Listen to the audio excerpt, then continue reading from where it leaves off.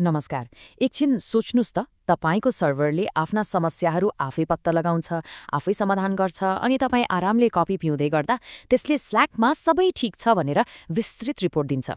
सुन्दा कुनै sci-fi मुभीको scene जस्तो लाग्यो, होइन त? तर आज हामी हेर्नेछौँ कसरी यो जादु तपाईँको आफ्नै सिस्टममा आजकै दिनमा पूर्ण रूपमा सम्भव छ। आज हामी साँच्चै नै एउटा यस्तो सुपर पावर अनलक गर्दैछौँ जसले सर्भर अटोमेसनलाई हेर्ने हाम्रो नजरिया नै परिवर्तन गरिदिनेछ। हामी यहाँ N8N जस्तो दामी वेब अर्केस्ट्रेसन टुल र क्लाउड कोड जस्तो पावरफुल लोकल एआई टुललाई सँगै जोड्दैछौँ। यो कुनै साधारण स्क्रिप्टिङ मात्र होइन नि, यो त तपाईँको मसिनभित्रै एउटा फुल टाइम कहिले नथाक्ने एआई इन्जिनियर राखे जस्तै हो। अब हामी के कभर गर्छौँ त सरसर्ती हेरौँ। 1. N8 र क्लाउड सुपर पावर। 2. आधारभूत SSH सेटअप चरणहरू। 3. बहु एजेन्ट आइटी विभाग व्यवस्थापन। 4. सत्र व्यवस्थापन र निरन्तरता। अनि 5. स्ल्याकबाट रिमोट कन्ट्रोल। एकदमै रोमाञ्चक हुनेवाला छ, सुरु गरिहालौँ है त। ल, नम्बर 1 बाटै सुरु गरौँ। N8N र क्लाउडको यो बबाल सुपर पावर। खासमा हेर्नुहुन्छ भने यी दुई एकदमै फरक टुल हुन्। तर जब यी दुई मिल्छन् नि, एउटा अनस्टपेबल अटोमेसन स्ट्याक तयार हुन्छ। यसलाई एउटा मालिक र कर्मचारीको कन्सेप्टबाट बुझौँ। एकातिर N8N छ, यो तपाईँको मालिक जस्तै हो। यसले कामको प्लानिङ गर्छ, वेब हुकहरू सुन्छ, लजिकहरू मिलाउँछ र मेसेजलाई सही ठाउँमा पठाउँछ। अर्कोतिर छ क्लाउड कोड, जुन तपाईँको एकदमै चलाक र मेहनती आइटी विभाग हो। यसले टर्मिनलमै गएर ब्यास वा पाइथन कोड लेख्नेदेखि सर्भरका जस्ता सुकै जटिल कामहरू आफै बुझेर भटाभट पूरा गरिदिन्छ। अब जाउँ भाग 2 मा, आधारभूत SSH सेटअप कसरी गर्ने त। नयाँ प्रयोगकर्ताहरूलाई लाग्न सक्छ यो गाह्रो छ, तर टेन्सन लिनु पर्दैन। यो मालिक र कर्मचारीलाई कनेक्ट गर्न एकदमै सिम्पल छ। सबैभन्दा क्रुसियल पार्ट भनेको SSH नोड मिलाउनु हो। सुरुमा N8N मा गएर एउटा नयाँ क्रेडेन्सियल बनाउनुहोस्।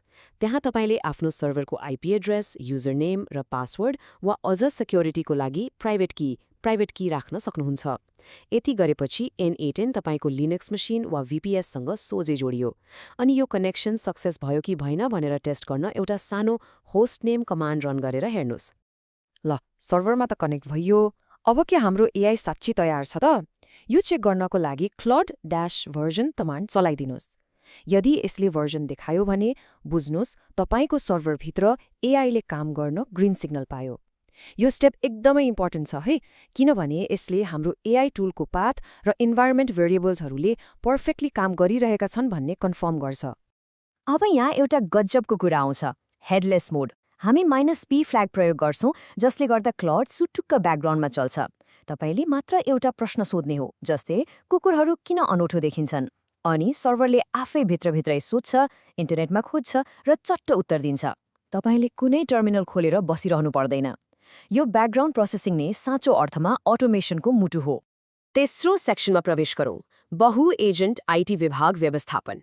जब हामी यो हेडलेस एआईलाई वास्तविक जिम्मेवारी दिन्छौँ नि, यो साँच्चै नै एउटा सानो तर स्मार्ट आइटी विभाग बन्छ।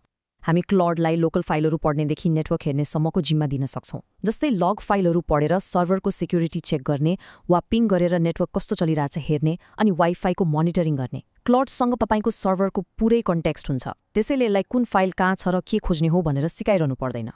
मलाई यसको सबैभन्दा मनपर्ने फिचर नै यही हो, यसको मल्टी एजेन्ट सिस्टम। तपाईँले क्लाउडलाई कुनै गाह्रो काम दिनुभयो भने यसले एउटा मात्र काम गरेर बस्दैन, यसले आफै धेरै एजेन्टहरूलाई एकैपटक खटाउँछ। मानौ तपाईँको सर्भर स्लो भयो, एउटा एजेन्टले पाइथन स्क्रिप्ट चलाएर नेटवर्क चेक गर्छ अनि त्यही बेला अर्को एजेन्टले टप कमान्ड चलाएर मेमोरी र CPU चेक गरिराखेको हुन्छ। तपाईँले औँला नउठाइकनै पुरै डायग्नोसिस कम्प्लिट। चौथो कुरा, सेसन व्यवस्थापन र निरन्तरता। यो एकदमै क्रुसियल छ है। लम्मानो एआईले नेटवर्कमा कुनै गडबडी फेला पार्यो, अब त्यसलाई ल त्यो फिक्स गर भनेर फर्केर त्यही कन्टेक्स्टमा कुरा गर्न मिल्छ त? मजाले मिल्छ। यसको लागि हामीलाई UUID चाहिन्छ। यो भनेको एउटा र्यान्डम कोड हो जसले कुराकानीलाई ट्र्याक गर्छ। NN भित्र हामी यो कोड जेनेरेट गर्छौँ, जसले गर्दा एआईले हाम्रो अघिल्लो कुराकानी बिर्सिदैन। उसको मेमोरी ठ्याक्क त्यहीँबाट कन्टिन्यू हुन्छ। यसमा सबैभन्दा की पोइन्ट भनेको R फ्ल्याग हो। जब तपाईँ अर्को SSH कमान्ड पठाउनुहुन्छ, त्यो अघिको UUID-लाई यो R फ्ल्यागसँगै पठाउनुहोस्। यति गरेपछि तपाईँ आफ्नो सर्भरसँग ठ्याक्कै एउटा मान्छेसँग च्याट गरे जसरी निरन्तर कुरा गर्न सक्नुहुन्छ। पहिलो कमान्डले समस्या खोज्छ र R फ्ल्याग सहितको दोस्रो कमान्डले ल अब यसलाई फिक्स गरिदेऊ भन्छ। क्या गजब छ होइन त? अब पालो 5औं र सबैभन्दा रोमाञ्चक भागको स्ल्याकबाटै रिमोट कन्ट्रोल। तपाईँले भर्खरै बनाएको यो बवाल आइटी टिमलाई खल्तीमै बोकेर हिँड्न मिल्छ भन्दा पत्याउनुहुन्छ? यो टाइमलाइन हेर्नुहोस् त। तपाईँले स्ल्याकमा मेसेज पठाएको 1 सेकेन्डमै एनएनले त्यो क्याच गर्छ। 2 सेकेन्डमा एसएसएच मार्फत सर्भरमा कमान्ड पुग्छ। 10 सेकेन्डमा क्लडले आफ्ना एजेन्टहरूलाई काममा लगाइसक्छ र 15 सेकेन्डभित्र तपाईँको स्ल्याकमै पुरै डिटेल रिपोर्ट आइपुग्छ। तपाईँ संसारको जुनसुकै कुनामा हुनुहोस्, सर्भर तपाईँको औँलाको टुप्पामा हुन्छ। यसलाई अलिकति रमाइलो तरिकाले हेरौँ न। तपाईँ कतै बाहिर चिया पिउँदै हुनुहुन्छ र तपाईँलाई अचानक एउटा प्राविधिक कुरामा अनुसन्धान गर्न मन लाग्यो।